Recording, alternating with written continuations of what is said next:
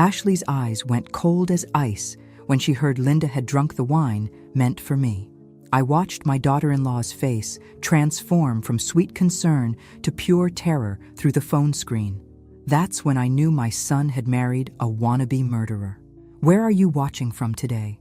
Drop your location in the comments below and hit that like and subscribe button. You might wonder how I figured out my daughter-in-law was trying to poison me. Well, it started 3 days ago on my 67th birthday when a beautiful bottle of wine arrived at my door with the most thoughtful card you ever did see. For Margaret, the card read in Ashley's perfect cursive. A special vintage for someone truly special. Happy birthday. Love, Ashley and Kevin. Now, I've been around long enough to know when something feels off. And honey, this felt off in ways I couldn't quite put my finger on. Ashley had never given me anything more thoughtful than a generic drugstore card. And here she was sending me what looked like a $100 bottle of wine. The bottle was gorgeous, though. A 2018 Bordeaux with gold foil and everything. Made me feel special for about 5 minutes until my phone rang. Hi, Margaret. Ashley's voice came through so sweet it could rot your teeth. Did you get my little surprise? I did, sweetie. Thank you so much, it's beautiful. Oh, good. I was so worried it wouldn't arrive in time. There was this pause, then she asked, Have you opened it yet? Something about the way she asked made my skin crawl, like she was holding her breath waiting for my answer. Not yet, dear. I'm saving it for a special occasion. But Margaret, and here her voice got just a little too insistent. It's your birthday. What could be more special than that? I walked to my kitchen window and stared out at my neighbor's yard while we talked. You're right, I suppose. But I'm on those new blood pressure medications, remember? Dr. Patterson said no alcohol for at least another month. The silence that followed lasted so long I thought the call had dropped. Ashley, you still there? Oh, yes. Her voice came back higher than before. I forgot about the medication. How silly of me. But something in her tone told me it wasn't silly at all. It was calculated. Well, I said, testing the waters, maybe I could serve it when Linda comes by tomorrow. She's been wanting to try some good wine since her divorce. The sound Ashley made could barely be called human, more like a wounded animal. Linda? Your neighbor Linda? No, sweetie. Linda Morrison, your mother. She's coming by for lunch tomorrow, remember? Dead silence. Then, my mother? When did you invite my mother? Yesterday, when she called. She wanted to see how I was doing after Kevin's business trip. Such a sweet woman, your mother. Margaret, listen to me. Ashley's voice had changed completely. All the sweetness was gone. Don't give that wine to my mother. Why on earth not? It's a very expensive bottle. Very rare. I'd hate for it to be wasted on someone who doesn't appreciate fine wine. The audacity of this woman. Calling her own mother someone who doesn't appreciate fine wine. But more than that, the desperation in her voice was unmistakable. Oh, Ashley, I'm sure Linda would appreciate good wine just fine. Besides, what kind of host would I be if I didn't share a birthday gift? Margaret, please. Now she was practically begging. I'd really prefer if you saved it for a special family dinner. When Kevin gets back from his trip, we could all enjoy it together. That's sweet, dear. But Linda's coming tomorrow, and I already promised her we'd celebrate my birthday properly. With good wine and good company. I hung up before she could say another word. That night, I sat in my living room staring at that bottle. Beautiful thing, really. Shame it was probably meant to kill me. The next morning, Linda Morrison arrived at my door, carrying a bouquet of daisies and wearing her best blue dress. At 61, Kevin's mother-in-law was everything her daughter wasn't. Genuine, kind, and completely unaware that her only child had apparently inherited some very dark tendencies. Margaret, happy belated birthday! She hugged me tight, smelling like the lavender soap she'd used for 30 years. Thank you, dear. Come in. Come in. I have something special to share with you. We settled in my kitchen with turkey sandwiches and fresh fruit. Linda chattered about her new job at the library, her book club, and how proud she was of Ashley's recent promotion at the insurance company. She's really found her calling in risk assessment, Linda said, not knowing how true those words were. Speaking of Ashley, I said, reaching for the wine bottle I'd placed on my counter. She sent me this beautiful bottle for my birthday. I thought we could share a glass. Linda's eyes lit up. Oh my, that is lovely. Ashley has such good taste. I opened the bottle carefully, poured 2 generous glasses, and handed one to Linda. The wine was a deep ruby color. Beautiful, really. To good friends and second chances, I said, raising my glass. To good friends, Linda echoed. I watched her take a sip, then another, then finish half the glass while telling me about her grandson's soccer game. My phone rang exactly 23 minutes later. Ashley's panicked voice came through the speaker, loud enough for Linda to hear. "Margaret, did you drink the wine yet?" "Well, hello, Ashley. Actually, I'm having lunch with your mother right now." "Is she there? Put me on speaker." I looked at Linda, who was now paying attention to the conversation with growing confusion. "You're on speaker, dear." "Mom!" Ashley's voice was shrill with panic. "When did you get to Margaret's house?" Linda glanced at me, then at the phone. "About an hour ago, sweetheart. We're having a lovely lunch. Margaret opened that beautiful wine you sent her." The sound that came through the phone was somewhere between a scream and a sob. "Mom, listen to me very carefully. How much wine did you drink?" Linda looked at her glass, then at me with growing alarm. "I don't know. Maybe half a glass?" "Ashley, what's wrong? You sound terrified. When did you drink it? Exactly when?" "Ashley Elizabeth Morrison, you tell me what's wrong this instant." Linda's maternal authority kicked in, and I watched my sweet neighbor transform into the mother who'd raised a potential murderer. But Ashley had already hung up. Linda stared at the phone, then at her wine glass, then at me. "Margaret," she said slowly, "what exactly do you think was in that wine?" Linda's face went white as printer paper when I explained my suspicions about the wine. "But Margaret," she whispered, setting down her glass like it was a loaded gun, "Ashley is my daughter." "Honey," I said gently, "daughters have been trying to kill their mothers since Cain and Abel, though I suppose that was brothers." Linda Morrison had always been the type of woman who believed the best in people, especially her own child. Watching that faith crumble in real time was heartbreaking, even if it needed to happen. "You really think she was trying to poison you?" Linda's voice shook. "My Ashley?" I reached across my kitchen table and took her trembling hand. "Linda, did you notice how she reacted when I said you'd drunk the wine?" "That wasn't concern. That was panic." Linda pulled out her phone with shaking fingers. "She's calling me back." "Don't answer it yet," I said quickly. "First, we need to figure out how you're feeling. Any dizziness? Nausea? Strange tastes?" Linda considered this carefully. "Actually, I do feel a little queasy, but I thought it was just nerves from Ashley's strange phone call." My blood ran cold. "We're calling poison control. Now." "Margaret, wait. What if we're wrong? What if there's another explanation?" I stood up and grabbed my phone. "Linda, your daughter asked when you drank the wine, how much you drank, and she sounded like someone whose murder plan had gone sideways. There is no other explanation." While I dialed poison control, Linda's phone buzzed with a text from Ashley. "Mom, I need to know exactly what time you started drinking the wine. This is urgent." Linda showed me the message. She's never been this frantic about anything in her life. The poison control operator was professional and thorough. After describing the situation and Linda's symptoms, she advised us to get to the emergency room immediately for blood tests and to bring the wine bottle if possible. "The good news," the operator explained, "is that if she's only had half a glass and it's been less than an hour, we can likely treat whatever was added to the wine before it causes serious harm." As I drove Linda to the hospital, her phone kept buzzing with increasingly desperate messages from Ashley. "Please call me back, Mom. I need to know exactly how you're feeling. Did you finish the whole glass? Mom, please call me. This is an emergency." At the hospital, Dr. Patricia Williams took our situation seriously. "Mrs. Morrison," she said to Linda, "we're going to run a full toxicology panel and keep you under observation for the next few hours. Mrs. Henderson," she turned to me, "you did the right thing bringing her in immediately." While Linda was being examined, I sat in the waiting room making some calls of my own. My nephew Danny works for the county sheriff's department, and he owed me a favor from when I helped his mother through her cancer treatment. "Aunt Margaret, what's going on?" "Danny, I need you to listen carefully and not ask too many questions right away." I explained the situation as clearly as I could. Danny, bless him, took me seriously from the first word. "We'll need to test the wine bottle," he said. "Can you bring it to the station tonight?" "Of course, But Danny, what if I'm wrong?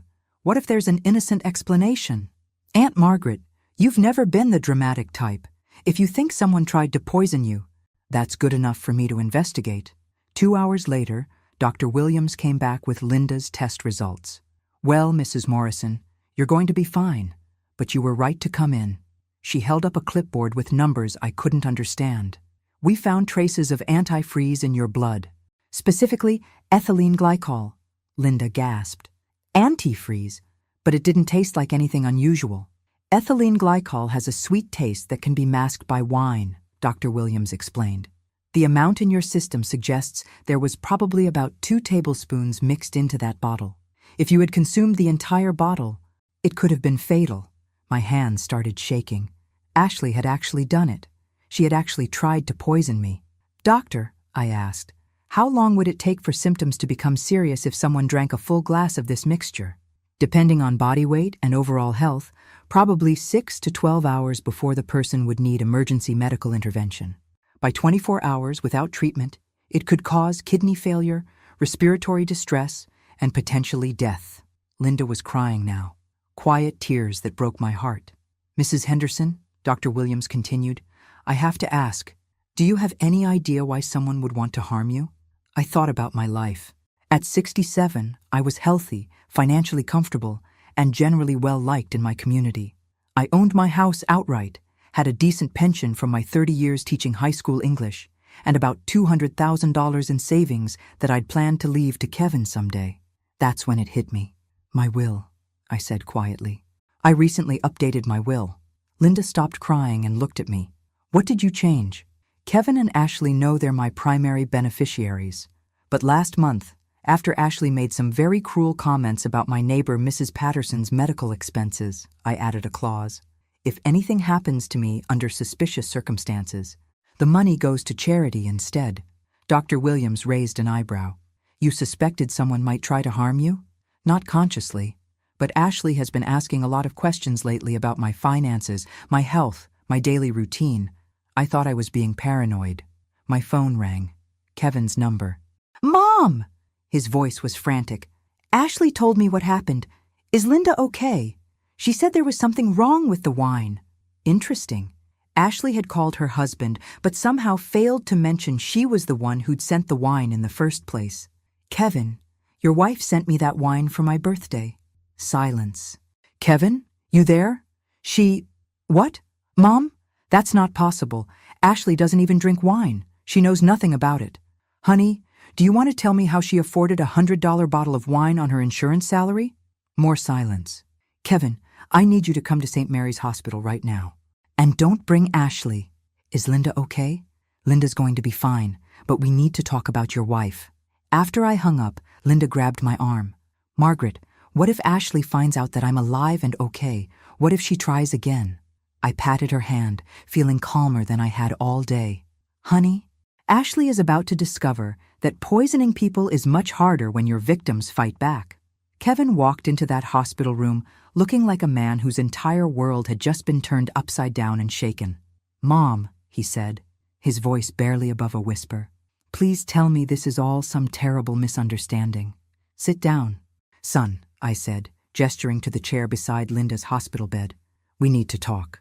Kevin Henderson was 42 years old, an accountant with his own small firm, and up until about 4 hours ago, he'd believed he was married to a woman who loved him. Looking at his face now, I could see that belief cracking like ice on a pond. The wine Ashley sent you, he began slowly. She told me she ordered it online as a surprise. Said she spent weeks researching the perfect bottle for your birthday. Kevin, Linda said gently, that wine had antifreeze in it. Enough to kill your mother if she'd drunk the whole bottle. My son's face went gray. That's impossible. Ashley wouldn't. She couldn't. Honey, I interrupted, I need you to think carefully. Has Ashley been asking questions about my finances lately? My daily routine? My health? Kevin was quiet for a long moment. She asks about your health all the time, but that's normal, right? She cares about family. What kind of questions? Kevin struggled to remember. She wanted to know about your blood pressure medication, whether you have a heart condition, if you've made arrangements for long-term care if you get sick. Linda and I exchanged glances. And she's been really interested in your will, Kevin continued, looking more uncomfortable with each word.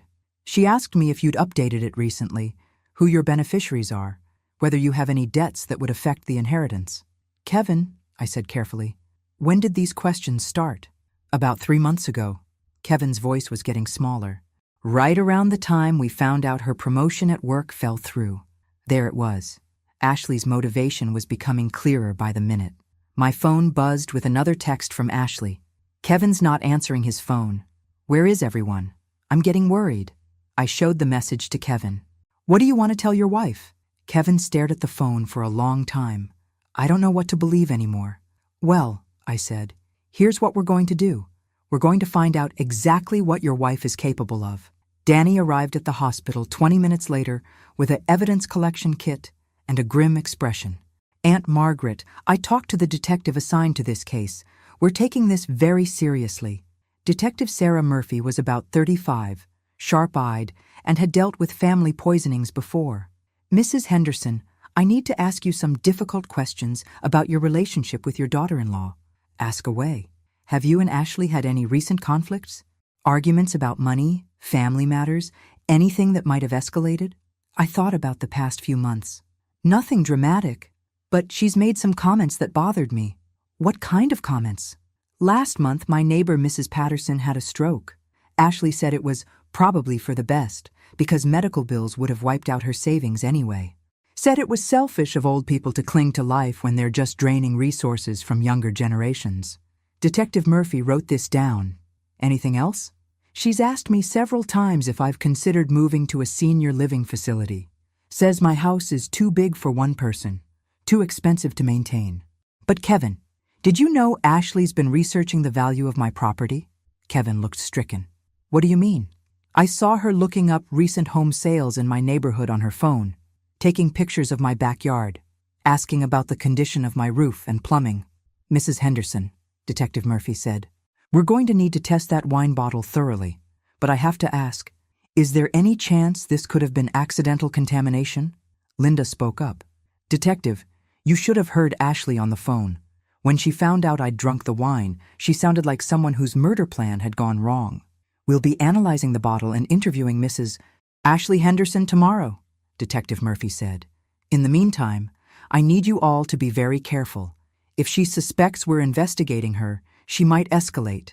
Kevin finally found his voice. Detective, what should I do? I live with her. I share a bed with this woman. You go home and act normal. Don't confront her about any of this. Let her think the plan worked until we know more. After the detective left, Kevin sat in silence for a long time. Finally, he looked up at me with tears in his eyes. Mom, what if I've been married to a monster for 3 years and never knew it? Honey, I said softly, sometimes the people we love are capable of things we can't imagine. The question is, what are you going to do about it? Kevin's phone rang. Ashley's name lit up the screen. Answer it, I told him. And remember, you don't know anything yet. Kevin took a shaky breath and answered, Hey, babe. Kevin, finally. Where have you been? I've been so worried. How's Linda? Is she okay? The concern in Ashley's voice sounded so genuine that for a moment I wondered if we'd gotten this all wrong. Then I remembered the terror in her voice when she'd learned Linda had drunk the wine. Linda's fine, Kevin said, his voice remarkably steady. Just some kind of reaction to the wine. Probably an allergy or something. Oh, thank goodness! Ashley's relief sounded real. I felt so terrible that my gift made her sick. Is she in the hospital? Just for observation. She should be going home tomorrow. And Margaret? How is she handling all this? Kevin looked at me. I nodded. She's pretty shaken up. Linda drinking her birthday wine and getting sick. It really upset her. Poor Margaret. I feel awful that my gift caused all this trouble. Maybe I should come to the hospital, bring flowers or something. No, Kevin said quickly. Then, more calmly, the doctors are limiting visitors.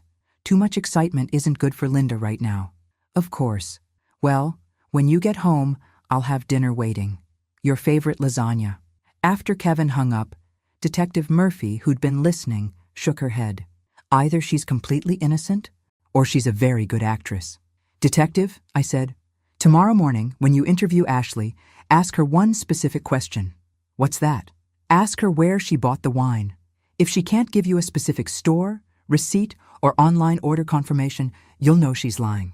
Linda squeezed my hand. Margaret, what if we're wrong about her? I squeezed back. Then we'll all feel foolish, and Ashley will have a story to tell for the rest of her life. But honey, if we're right, I didn't need to finish the sentence. If we were right, Ashley Henderson had just made the biggest mistake of her life. The next morning, I was making coffee when my doorbell rang at exactly 8:15 a.m. Through the peephole, I could see Ashley standing on my porch, holding a bouquet of yellow roses and wearing what I call her sympathy face, that perfectly practiced expression of concern she'd perfected for family emergencies. Margaret! She wrapped me in a hug that felt like being embraced by a snake. How are you holding up after yesterday's scare? I invited her in, watching her scan my kitchen for the wine bottle. It was gone, of course, in police custody, but she didn't know that yet. I brought these to brighten your day, she said, handing me the roses. And I wanted to apologize again for the wine making Linda sick. That's very thoughtful, dear. Coffee? Please. I poured 2 cups, noting how Ashley kept glancing toward my kitchen counter, where the wine bottle had been sitting yesterday. Ashley, I said casually, Detective Murphy from the Sheriff's Department wants to ask you a few questions about the wine. Just routine when someone has a medical reaction to alcohol. Ashley's hand froze halfway to her coffee cup. Detective? Isn't that a bit much for a simple allergic reaction? Apparently, it's standard procedure when someone ends up in the emergency room. I see. Ashley set down her cup without taking a sip. What kind of questions? Oh, probably just where you bought it, when you ordered it, that sort of thing. The silence that followed was so complete, I could hear my refrigerator humming. Actually, Ashley said slowly, I'm not sure I kept the receipt. That's okay, dear. I'm sure you remember which store you went to. Another long pause. It was online. I ordered it online. Which website? Ashley was starting to look like a deer caught in headlights. I don't remember the exact name, one of those wine retailer sites. They all look the same. I nodded sympathetically. Well, it'll be on your credit card statement. The detective can help you look it up. Ashley stood up abruptly. You know what, Margaret? I just remembered I have a dentist appointment this morning. Rain check on the coffee? Of course, dear. Detective Murphy said she'd be calling you later today anyway. After Ashley left, practically running to her car, I called Danny at the sheriff's office. She's spooked, I told him. Couldn't give me a straight answer about where she bought the wine. Good. When people start lying, they usually make mistakes. Detective Murphy will interview her this afternoon. At 2 p.m., my phone rang. Kevin. Mom, Ashley just got back from the sheriff's office and she's acting really strange. Strange how? She's packing a suitcase. Says her sister in Phoenix needs her to come help with some family emergency. But Mom, Ashley doesn't have a sister in Phoenix. She doesn't have any siblings. My blood went cold. Kevin, where are you right now? At my office. Ashley called and told me about the trip. Said she'd be leaving tonight. Don't go home alone. Call Detective Murphy right now. Mom, you're scaring me. Good, you should be scared. Ashley is running, which means she knows we're on to her. I called Detective Murphy myself as soon as I hung up with Kevin. Mrs. Henderson, we need to talk, Detective Murphy said. Your daughter-in-law just lied to me for 45 minutes straight. About the wine? About everything. She claimed she bought it at a wine shop in Springfield, but when I called the shop, they've never heard of her. She said she paid cash, but couldn't explain why she drove 2 hours to buy wine in a different city. And when I asked for her phone to check online order confirmations, she said she'd lost it. Kevin says she's packing to leave town. I figured she might try that. We've got units watching her house. If she tries to run, we'll arrest her. But Detective Murphy underestimated Ashley's desperation. At 4 p.m., Kevin called me crying. Mom, she's gone. What do you mean gone? I came home and the house is empty. Her clothes, her car, everything. She left a note saying she couldn't handle being accused of something she didn't do. Kevin, call Detective Murphy immediately. I already did. They're putting out an APB. But Mom, if she really did try to poison you, and now she knows we're investigating. Kevin didn't need to finish the sentence. A woman desperate enough to poison her mother-in-law was desperate enough to try again. That evening, Linda came over to stay with me. Margaret, I can't stop thinking about something. What's that, honey? When Ashley was asking me all those questions yesterday about when I drank the wine, how much I drank, she sounded like she was calculating something. Calculating what? Like she was trying to figure out if I'd consumed enough to die. We sat in my living room with the curtains drawn and the doors locked, waiting for Detective Murphy to call with news about Ashley's whereabouts. "Linda," I said around 9 p.m., "I need to tell you something." "What?" This wasn't her first attempt. Linda turned to stare at me. "What do you mean?" 3 weeks ago, I got food poisoning after Ashley brought me homemade cookies. Spent 2 days sicker than I'd ever been in my life. At the time, I thought it was just bad luck. "Margaret, why didn't you tell me this earlier?" "Because I didn't want to believe it myself. But now," my phone rang. Detective Murphy. "Mrs. Henderson, Ashley's car was found abandoned at the bus station in Springfield. We're checking security cameras and bus schedules, but she's got at least a 6-hour head start. Detective, what does this mean for my safety?" "It means Ashley Henderson is now a fugitive suspected of attempted murder. And fugitives sometimes do desperate things." After I hung up, Linda and I looked at each other. "What do we do now?" Linda asked. "Now," I said, "we wait. And we hope Ashley is smarter than she's proven to be so far." But deep down, I knew Ashley wasn't done with me. Women like her don't give up easily. They just get more dangerous. The call that changed everything came at 6:30 a.m., exactly 3 days after Ashley disappeared. Detective Murphy's voice was tight with urgency. "Mrs. Henderson, we need you to come to the station immediately. We've discovered something about your daughter-in-law that changes the scope of this investigation." Linda drove me to the sheriff's office, both of us silent and tense. Detective Murphy met us at the entrance, her expression grim. "Mrs. Henderson, before I show you what we found, I need to ask you about Ashley's previous marriage." I blinked, confused. Previous marriage? Ashley was never married before Kevin. Detective Murphy exchanged glances with another officer. "Ma'am, Ashley Henderson was married twice before she met your son. Her first husband died of sudden heart failure at age 34. Her second husband died of kidney failure at 38. The words hit me like a physical blow.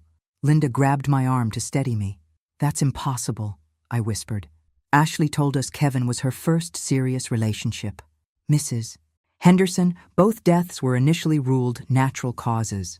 But after we started investigating the wine incident, we contacted police departments in Ashley's previous towns. They're reopening both cases." Detective Murphy led us to a conference room where files and photographs were spread across a large table.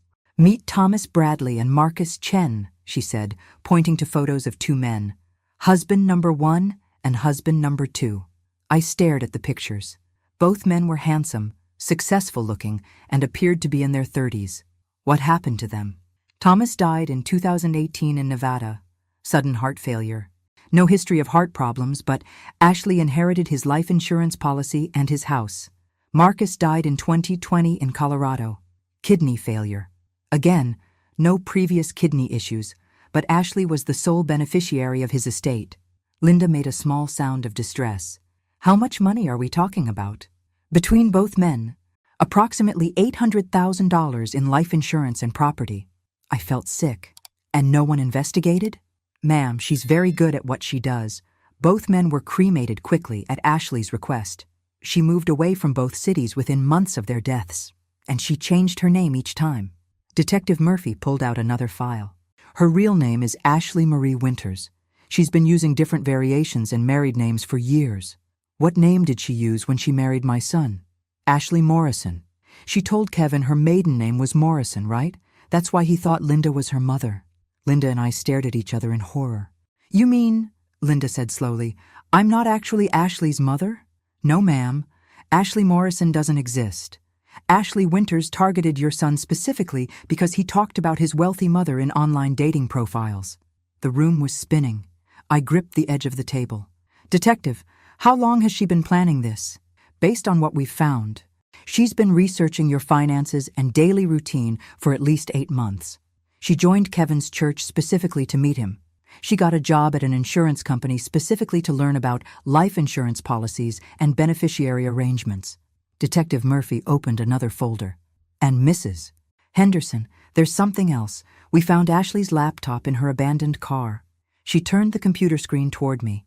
It showed a detailed spreadsheet with my name at the top. She's been tracking everything about you. Your sleep schedule, your shopping habits, your doctor appointments, your medication routine. Look at this column. It's labeled Opportunities. I read the entries with growing horror. Tuesdays, grocery shopping alone, usually 2 to 4 p.m. Thursdays, garden work, drinks from hose outside. Saturday mornings, walks alone in park. Takes medication with breakfast every day. She was looking for ways to poison me, I said quietly. Yes, ma'am, and according to these notes, the wine was plan number 4. What were the other plans? Detective Murphy hesitated. Contaminated water hose, poisoned food left on your doorstep, and something she labeled medication switch. Linda was crying now. Margaret, what if you hadn't been suspicious of the wine? What if I hadn't come over that day? I thought about how close I'd come to drinking that wine myself, how Ashley's voice had sounded when she thought her plan had worked. Detective, where is Ashley now? We don't know, but Mrs. Henderson, we're confident she's not finished with you. What do you mean? According to her laptop files, you represent her biggest potential payout yet. Your estate is worth approximately $350,000, plus your house. For someone who's made a career out of murdering for money, that's too big a prize to walk away from. The room fell silent except for Linda's quiet sobbing. What do we do now? I asked. Now, we catch her, but Mrs. Henderson, we need your help. How? Detective Murphy leaned forward. Ashley made one crucial mistake. She doesn't know that we know about her previous husbands. She thinks she's just wanted for one attempted poisoning. So she might try to contact Kevin to convince him she's innocent. You want to use my son as bait? We want to use Kevin's phone as bait. If Ashley calls him, we can trace the call. If she texts, we can track the location. Kevin would be completely safe. We'd have officers with him at all times. I looked at Linda, who had stopped crying and was now staring at the photos of Ashley's dead husbands. Margaret, Linda said quietly, how many other women like us are out there? How many other mothers who don't know their daughters-in-law are killers? That decided it for me. Detective Murphy, what do you need Kevin to do? We need him to post on social media that he believes Ashley is innocent and wants her to come home. If she sees it, she might reach out. And when she does, we'll be ready for her. But as we left the sheriff's office that morning, I couldn't shake the feeling that Ashley Henderson, or Ashley Winters, or whatever her real name was already one step ahead of us. Because women who make a living murdering husbands don't stay amateurs for long. Kevin posted that Facebook message at exactly 2 p.m. on Thursday. And I have to say, watching my son pretend his wife wasn't a serial killer took more acting talent than I knew he possessed. Missing my beautiful wife, he wrote. Ashley, please come home. I know you didn't do anything wrong. We can work through this misunderstanding together. Detective Murphy and I watched from her computer as Kevin hit share. Within minutes, the post had dozens of comments from concerned friends and family members. Now we wait, Detective Murphy said, but I've never been good at waiting, especially when someone's been trying to murder me for sport. Detective, I have an idea. Mrs. Henderson, please don't tell me you want to put yourself in danger. Honey, I said, I'm 67 years old, and someone's already tried to poison me. How much more danger can I be in? That afternoon, I drove to Kevin's house, where 3 unmarked police cars were positioned around the neighborhood. Kevin answered the door, looking like he hadn't slept in days. Mom, what are you doing here? The police said to stay away until they catch Ashley. Kevin, that woman has murdered 2 husbands and tried to kill me. I'm not hiding in my house like a scared rabbit. I walked past him into the living room where I'd shared so many family dinners, never knowing I was breaking bread with a killer. Besides, I added, settling into Ashley's favorite chair, I want to see where she's been planning my murder. Detective Murphy arrived 20 minutes later, clearly annoyed that I'd ignored her advice. Mrs. Henderson, this isn't a game. You're right, Detective. It's not a game. It's my life. And I'm tired of other people making decisions about it. Kevin brought us coffee in the mugs Ashley had picked out, white ceramic with little blue flowers. Looking at them now, I wondered if she'd considered poisoning my coffee too. Kevin, I said, show me Ashley's desk. Kevin led us to the spare bedroom Ashley had converted into a home office. The desktop computer was gone, taken as evidence, but her filing cabinet remained. Did the police go through all of this? I asked. They took most of it, Kevin said, but they left the household stuff. I opened the bottom drawer and found exactly what I was looking for: Ashley's personal address book. Detective Murphy, look at this. The address book was meticulously organized, but what caught my attention was a section labeled References, with names and phone numbers I didn't recognize. Kevin, do you know who these people are? Kevin looked at the names. I've never seen these before. Detective Murphy was already pulling out her phone. I'll run these names through our database, but I had a different idea.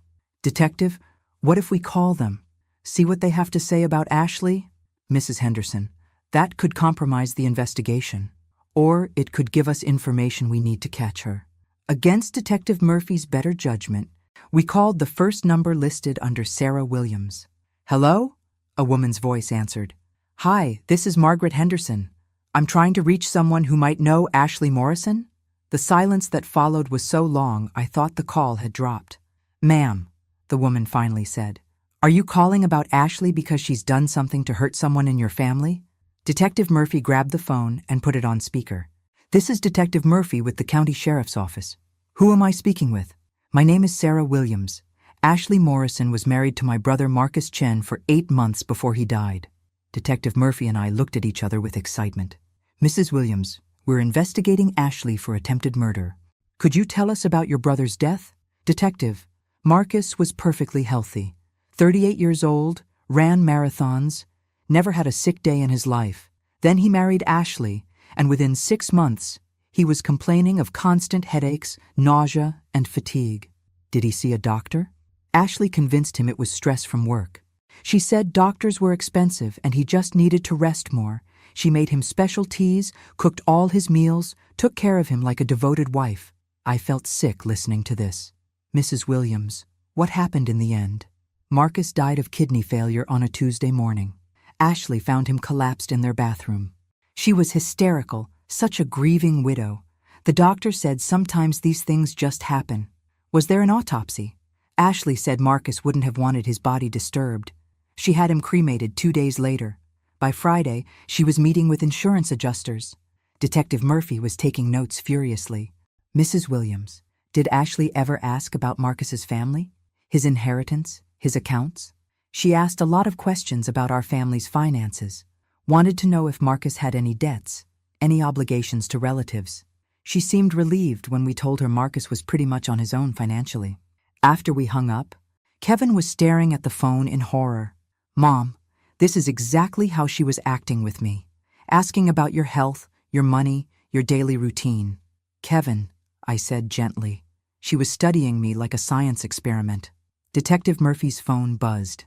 Kevin, Ashley just responded to your Facebook post. Kevin's hands shook as Detective Murphy handed him the phone. The message was simple. Meet me at Miller's Pond tonight at 8 p.m. Come alone. I can explain everything. That's where you had your first date, I said to Kevin. She's trying to use sentiment to manipulate him, Detective Murphy observed. Kevin, I said, you're not going to that pond alone. Mom, I have to. If this is the only way to catch her. Honey, women who murder 3 husbands don't usually stop at attempted murder of mothers-in-law. Detective Murphy was already making calls, arranging surveillance teams and backup officers. Kevin will wear a wire, she explained. We'll have snipers positioned in the woods around the pond. If Ashley tries anything, what if she sees the police? Kevin asked. She won't, Detective Murphy assured him. But Kevin, you need to understand. Ashley is desperate now. Desperate people do unpredictable things. As evening approached, I found myself thinking about Ashley's other victims. Marcus Chen, who died thinking his wife was taking care of him. Thomas Bradley, whose heart failed while Ashley cashed in his life insurance policy. And then I thought about Kevin, my only son, walking into the darkness to meet a woman who had probably been planning his death since their wedding day. Detective Murphy, I said, I need to ask you something. What's that?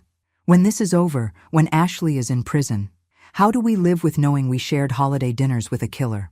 How does Kevin get over being married to someone who was plotting his murder?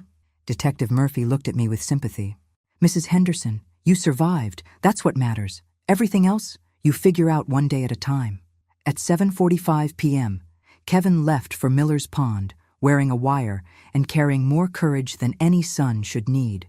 And I sat in my living room with Linda, watching the clock and praying that Ashley Henderson's killing spree was finally about to end. At 8:17 p.m., Kevin's voice came through Detective Murphy's radio so clearly I could hear him breathing. "I'm at the pond," he whispered. "I don't see her yet." Miller's Pond was where Kevin had proposed to Ashley 2 years ago, where they'd had picnics and romantic evening walks. Now it felt like a trap waiting to be sprung. "Copy that," Detective Murphy's voice crackled back. "Stay calm. We've got you covered."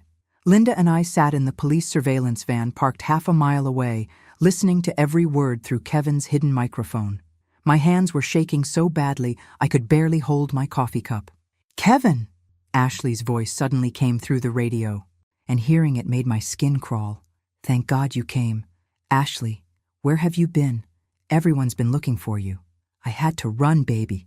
They think I tried to poison your mother." "It's insane." I wanted to scream. The woman had literally tried to murder me and was still playing innocent. "Ashley," Kevin's voice was carefully controlled, "just tell me what happened with the wine." "Kevin, I bought that wine as a special gift for your mother. I had no idea it would make Linda sick. Maybe the bottle was contaminated at the store or during shipping. I don't know." "Then why did you run?" There was a pause. Through the radio, I could hear water lapping against the shore. "Because I was scared," Ashley said, and I had to admit, she sounded genuinely frightened. When the police started asking questions, treating me like a criminal, "Kevin, you know me. You know I could never hurt anyone." "I want to believe you," Kevin said. "Then believe me. Come home with me tonight. We'll figure this out together." Detective Murphy motioned to her team. 3 unmarked cars slowly moved into position around the pond. "Ashley," Kevin said, "there's something I need to ask you." "Anything." "The police told me about your previous marriages." The silence that followed was so complete I thought the radio had malfunctioned. "Kevin, what are you talking about?" "Thomas Bradley, Marcus Chen, your first 2 husbands." "Kevin, I don't know who told you that, but I was never married before you. You're my first husband." "Ashley, they have marriage certificates, death certificates, insurance records." "That's impossible." But something in Ashley's voice had changed. The sweet, concerned wife was disappearing, replaced by something colder. "Kevin," Ashley said slowly, "who exactly have you been talking to?" "Ashley, just tell me the truth, please." "The truth?" Ashley's laugh was sharp and bitter. "The truth is that your mother is a meddling old woman who couldn't stand that her son loved someone more than he loved her." Linda grabbed my arm. "Margaret, she's getting angry." "Kevin," Ashley continued, "your mother has been trying to break us up since our wedding day. She's never liked me, never accepted me, and now she's trying to frame me for attempted murder." "Ashley, Linda was in the hospital. The wine had antifreeze in it." "Then your mother put it there herself." The accusation hit me like a physical blow. Even knowing Ashley was a killer, hearing her blame me for her own attempted murder was breathtaking. "That's ridiculous," Kevin said. "Is it? Think about it, Kevin. Your mother updates her will to exclude me if she dies under suspicious circumstances. Then suddenly, there's a suspicious poisoning attempt that makes her look like a victim instead of a manipulative old woman who wants to control your life. I had to hand it to Ashley, for a serial killer. She could think on her feet. "Ashley," Kevin's voice was getting firmer, "I've seen the police evidence, your computer files, the spreadsheets tracking my mother's routine." Another long silence. "Kevin, how long have you been working with the police?" "What do you mean?" "You're wearing a wire. Aren't you?" Detective Murphy was already signaling her teams to move in. "Ashley, I just want the truth." "Here's the truth, Kevin." Ashley's voice was completely different now. Cold, calculating, dangerous. "Your mother is worth more dead than alive, and you, my dear husband, have served your purpose." "What purpose?" "Getting me close to her." "Do you think I married you for love?" "Kevin, you're a boring accountant with thinning hair and no imagination. I married you because your mother has money and lives alone." The cruelty in Ashley's voice was stunning.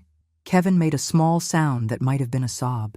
"And Kevin, I've been putting small amounts of digitalis in your coffee for the past month.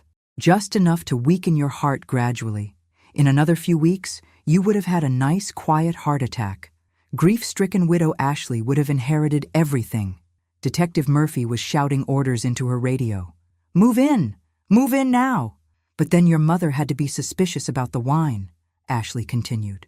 "And now everything is ruined." Through the radio, I could hear car doors slamming, feet running, voices shouting, "Police! Ashley Henderson, you're under arrest." But Ashley wasn't done talking. "Kevin," her voice came through clearly despite the chaos, "I want you to know that Marcus begged before he died. Begged me to call 911, begged me to help him. And I sat there and watched him suffer because his pain meant money in my account. Get away from him." Detective Murphy's voice was sharp with authority. "Thomas was easier," Ashley continued, her voice eerily calm. "Heart medication is simple to tamper with. One little switch of his pills and boom, massive coronary at 34. Ashley, step back and put your hands up. But Kevin, you were going to be my masterpiece. Slow digitalis poisoning, followed by your mother's tragic accident after you died. I would have been rich enough to retire from the husband-killing business. Put the weapon down." That's when I heard Kevin scream, "She's got a gun! She's got a gun!" The next 30 seconds were chaos. Shouting, running, what sounded like a struggle, then 2 gunshots in quick succession. Then silence. "Detective Murphy," I said into the radio. "What's happening? Is Kevin okay?" Static. "Detective Murphy, please respond." More static. Linda was crying. "Margaret, what if something happened to Kevin?" I stared at the radio, waiting for news, praying that my son was still alive and that Ashley Henderson's killing spree was finally over. But in my experience, women who murder for a living don't go down easy. The silence from Kevin's radio stretched for 3 minutes and 47 seconds. I know because I counted everyone. Then Detective Murphy's voice crackled through, and I've never been so relieved to hear anything in my life. "Mrs. Henderson, Kevin is safe. Ashley has been apprehended." Linda and I cried with relief, holding each other in the back of that surveillance van like 2 old women who just watched their children survive a car accident. "Is she hurt?" I asked, then immediately wondered why I cared. Ashley sustained a gunshot wound to the shoulder when she attempted to shoot Kevin. She's being transported to the hospital under guard. And Kevin? Shaken, but unharmed. He's being checked by paramedics as a precaution. 20 minutes later, Kevin climbed into the van, looking like he'd aged 10 years in one evening. His hands were still shaking as he hugged me. "Mom, she really was trying to kill me. All this time she was poisoning my coffee." "I know, honey, I know." She said Marcus begged. She watched him die and enjoyed it. I held my son while he cried, thinking about how close I'd come to losing him to a woman who collected husbands like hunting trophies. Detective Murphy joined us in the van. "Kevin, we're going to need you to come to the hospital for blood tests. If Ashley has been giving you digitalis, we need to get it out of your system. Will I be okay? Digitalis poisoning is serious, but if we caught it early enough, you should recover completely with treatment." As we drove to the hospital, Detective Murphy filled us in on what they'd found at the pond. Ashley had a gun, a fake passport, and $50,000 in cash. She was planning to kill Kevin tonight and disappear forever. "Why didn't she just run when she had the chance?" I asked. "Because Mrs. Henderson, you represent unfinished business. Ashley doesn't like loose ends." At the hospital, Dr. Williams, the same doctor who'd treated Linda, confirmed that Kevin had elevated levels of digitalis in his blood. "Another week or 2 of exposure, and you could have had serious heart arrhythmia," she told Kevin. "You're very lucky this was discovered when it was." While Kevin was being treated, Detective Murphy and I went to see Ashley. She was handcuffed to a hospital bed, her shoulder bandaged, looking for all the world like an innocent victim rather than a woman who'd murdered at least 3 people. "Hello, Margaret," Ashley said when she saw me. "Come to gloat?" "I came to understand," I said, taking the chair beside her bed. "Help me understand how a person becomes someone who murders for money." Ashley studied me for a moment. "You really want to know?" "I do. Money, Margaret. It's always about money. Do you know what it's like to grow up poor? Really poor? Eating generic cereal for dinner because that's all your mother could afford? Lots of people grow up poor, Ashley. They don't become killers, don't they?" Ashley's smile was chilling. "You know what I learned when I was 12 years old? That pretty girls who are smart enough to manipulate men never have to be poor again. So you decided to marry men and murder them? I decided to marry men and take what they owed me for putting up with their boring lives and mediocre sex. The coldness in her voice was breathtaking. Thomas was practice, Ashley continued. Sweet, trusting Thomas who believed I loved him. Marcus was more challenging. He was suspicious by nature. But Kevin was supposed to be my retirement fund. And me? You, Margaret, were going to be my masterpiece. A tragic accident after Kevin's untimely death. Maybe a fall down the stairs. Maybe a gas leak. I hadn't decided yet. Detective Murphy had heard enough. Mrs. Henderson, we should go. But Ashley wasn't finished. Margaret, I want you to know something. What's that? I really did respect you. You're tougher than I expected for a small-town retiree. If you'd just drunk that wine like you were supposed to, this would all be over, and I'd be in Mexico by now. Ashley, I said, standing up, I hope you spend the rest of your life thinking about how you almost got away with it. Her laugh followed us down the hospital corridor. 3 days later, I was in my kitchen making coffee when Kevin arrived, looking better than he had in months. How are you feeling? I asked. Like I've been married to a stranger for 3 years, Kevin said. Mom, how did I not see what she was? Honey, Ashley fooled everyone. Her previous husbands, their families, the police, the insurance companies. She was very good at what she did. But there had to be signs. I thought about this carefully. Kevin, did Ashley ever cook for you regularly? All the time. She said she enjoyed taking care of me.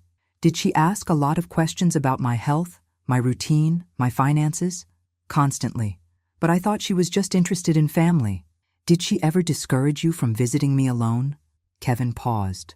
Actually, yes. She always wanted to come with me or suggested we invite you to our house instead. She was controlling the situation, making sure she knew exactly what was happening between us. Kevin sat at my kitchen table, the same table where I'd served Ashley dinner dozens of times, never knowing she was planning my death. Mom, what happens now? Now you heal, and I heal, and we figure out how to trust people again. What about Ashley's trial? Ashley will go to prison for the rest of her life. The evidence is overwhelming. Kevin nodded, then looked at me with something like admiration. Mom, you saved my life. If you hadn't been suspicious about the wine, if Linda hadn't drunk it by accident, I corrected. We got lucky, honey. Very lucky.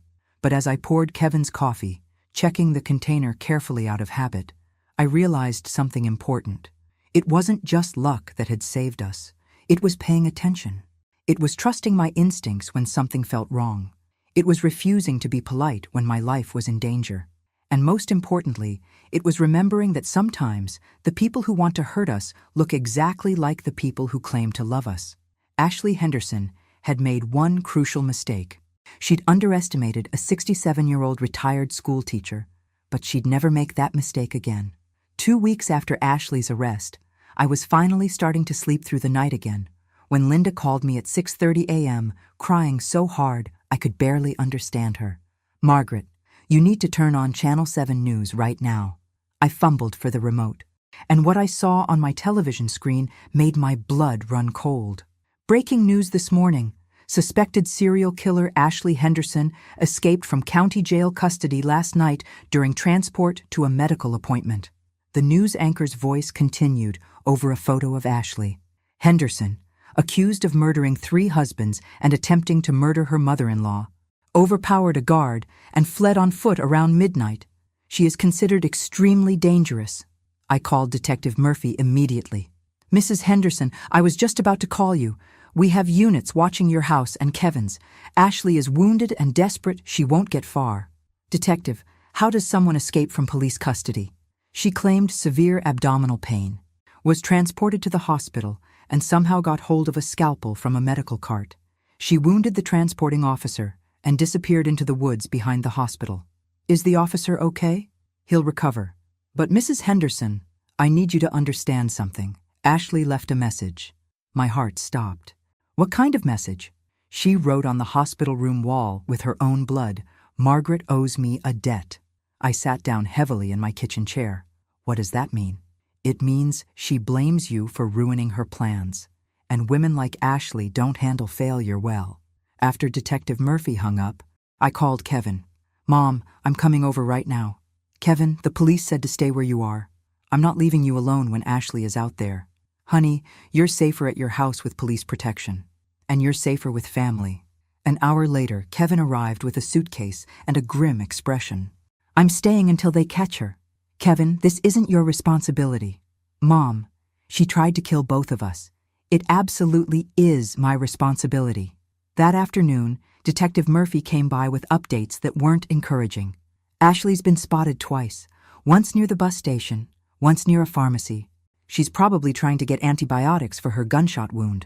Any idea where she might be heading? She has contacts we don't know about, people who helped her disappear between husbands. We're working on tracing her movements over the past 5 years. Detective, I said, Ashley is smart and desperate. She won't just run away and forget about me. What are you thinking? I'm thinking she's planning something, and I'm tired of sitting here waiting for her to try again. Detective Murphy looked alarmed. Mrs. Henderson, please tell me you're not considering doing something dangerous. I'm considering not living in fear in my own home. That evening, Kevin made dinner while I sat at my kitchen table thinking. Ashley had escaped specifically to finish what she'd started. The question was, how was she planning to get to me? Around 9 p.m., my phone rang. Unknown number. Margaret. Ashley's voice was weak but unmistakably venomous. We need to talk. Kevin grabbed the phone to signal Detective Murphy, but I held up my hand to stop him. Hello, Ashley. How's the shoulder? Painful, but not as painful as what I'm going to do to you. Where are you? Closer than you think. Look out your back window. My blood froze. I moved to the kitchen window and peered out into my backyard. Nothing but darkness. I don't see you, Ashley, because I'm not there yet, but I will be. Tonight. Ashley, there are police watching my house. I've been watching too, Margaret. I know exactly where they are. 2 cars in front, 1 officer walking the perimeter every 30 minutes. Very predictable. My hands started shaking. Ashley had been surveilling my house while wounded and on the run. What do you want? I want what you took from me. My plan, my money, my future. You destroyed everything. Ashley, I didn't do anything except refuse to be murdered. You got suspicious about the wine. You involved the police. You ruined a perfect setup. A perfect setup that involved killing your husband. Kevin was expendable. They all were. But you, Margaret, you were supposed to be easy. A lonely old woman grateful for attention from her daughter-in-law. Kevin was furiously texting Detective Murphy, updating her on the call. Ashley, turn yourself in. Get medical attention. This doesn't have to get worse. Ashley's laugh was bitter. It's going to get much worse, Margaret. See, I've spent the last 2 weeks thinking about how you destroyed my life, and I've decided that if I can't have my money, I can at least have my revenge. What does that mean? It means I'm going to kill you slowly, Margaret. The way I killed Marcus. I want to watch you suffer the way you made me suffer. Ashley, you're surrounded by police. Am I? Check your backyard again. I looked out the window, and my heart stopped. A figure in dark clothes was standing at the edge of my property line, barely visible in the shadows. Kevin, call 911, I whispered. But Ashley heard me. Tell Kevin I said goodbye. By the time the police figure out how I got past them, it'll be too late. The line went dead. Kevin was already on the phone with Detective Murphy. She's in the backyard. She's in the backyard right now. Through my kitchen window, I watched the figure move closer to my house. She was limping, favoring her wounded shoulder, but she was definitely coming toward my back door. Kevin, I said quietly, go upstairs and lock yourself in my bedroom. I'm not leaving you down here alone. Kevin, she wants me, not you. Don't give her 2 targets. Mom, go! Kevin ran upstairs just as I heard my back door handle rattle. Ashley had come to finish what she'd started with a bottle of wine 2 weeks ago. And this time, she wasn't planning to make it look like an accident. I've always believed that when death comes knocking at your door, you have 2 choices. Answer it like a victim or meet it like a fighter. At 67 years old, with a serial killer rattling my back door handle, I chose to fight. The door rattled again. Then I heard the sound of breaking glass. Ashley was coming through my kitchen window. I grabbed the largest knife from my kitchen drawer and positioned myself behind my refrigerator where I could see both the back door and the window. My hands were steadier than they'd been in weeks. Margaret! Ashley's voice came through the darkness of my kitchen. I know you're in here. I could hear her moving carefully, trying not to bump into furniture. The gunshot wound was slowing her down, but desperation was driving her forward. "You know what I realized while I was hiding in the woods?" Ashley continued, her voice getting closer. "I actually enjoyed killing those men. Thomas's fear when he realized his heart medication wasn't working. Marcus gasping for breath when his kidneys shut down. Kevin would have been even better because I would have had time to really savor his suffering. She was trying to frighten me with details, but all she was doing was making me angrier. But you, Margaret," Ashley's voice was right outside my kitchen now, "you're going to be special. I'm going to make sure you understand exactly what it feels like to die slowly." That's when I stepped out from behind the refrigerator. "Hello, Ashley." She spun around, and I could see she was holding something metallic in her right hand. A scalpel, probably the one she'd used to escape from the hospital. "There you are," Ashley said, smiling that cold smile I'd seen so many times across my dinner table. "Ready to pay your debt?" "Ashley, I need to tell you something." "What's that?" "You made a mistake." Ashley laughed. "I don't make mistakes." "Margaret, you assumed I was a helpless old woman. That was your first mistake. And what was my second mistake? You told Kevin about the digitalis. Out loud, in front of police officers with recording equipment." Ashley's smile faltered slightly. "Your third mistake," I continued, "was escaping from custody. That turned attempted murder into a much more serious offense." "Get to the point, Margaret." "The point is, you're not as smart as you think you are, and your fourth mistake was breaking into my house tonight." "Why is that a mistake?" I held up my phone. "Because I've been recording this entire conversation. Everything you just confessed to about enjoying Marcus's death, about planning to make Kevin suffer, about wanting to kill me slowly. It's all being transmitted directly to Detective Murphy." Ashley's face went white. "You're lying." "Am I?" "Check your back pocket, Ashley. The phone you've been carrying since your escape. It's not your phone." Ashley reached behind her with her left hand and pulled out a small device. "What is this?" "GPS tracker. We've known exactly where you were for the past 6 hours." The truth was, Detective Murphy had given me the tracker that afternoon with instructions to plant it on Ashley if I got the chance. But Ashley didn't need to know I'd never had the opportunity to use it. "You've been walking into a trap all evening, Ashley. The police officers you thought you were avoiding, they were herding you exactly where we wanted you to go."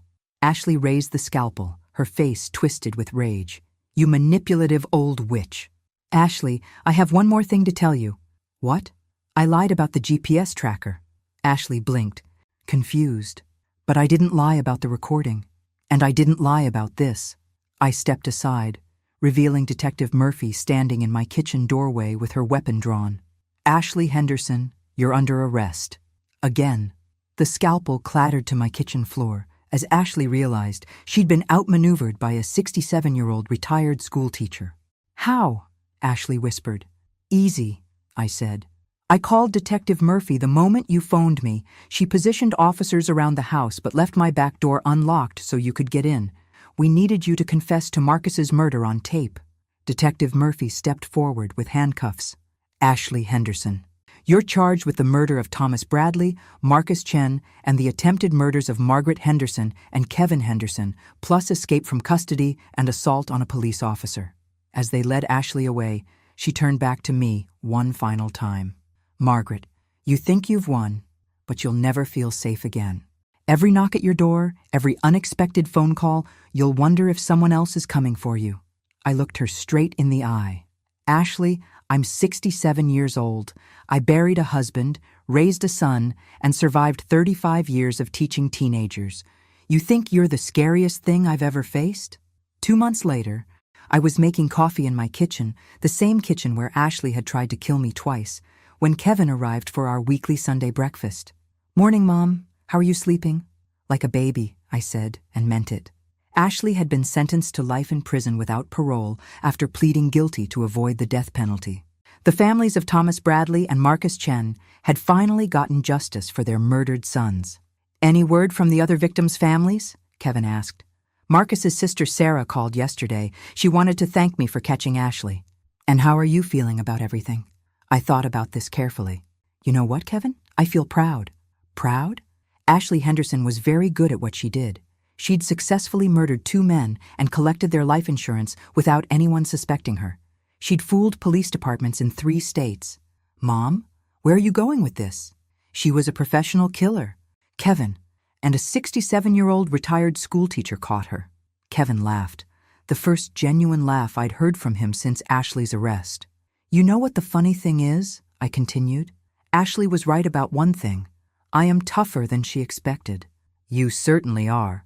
But she was wrong about something else. What's that?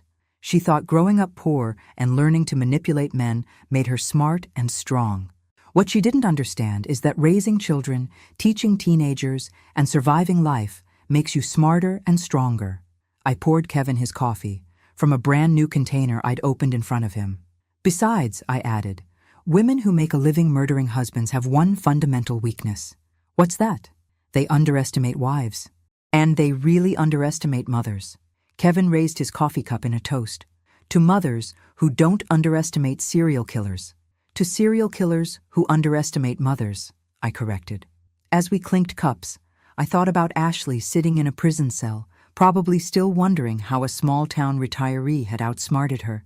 The answer was simple. I'd paid attention, trusted my instincts, and refused to be polite when my life was in danger. Most importantly, I'd remembered that sometimes the most dangerous predators come disguised as the people who claim to love us. But Ashley Henderson had forgotten one crucial fact. Mothers will do anything to protect their children, even 67-year-old mothers who just want to drink their birthday wine in peace. Thanks for listening. Don't forget to subscribe and feel free to share your story in the comments. Your voice matters.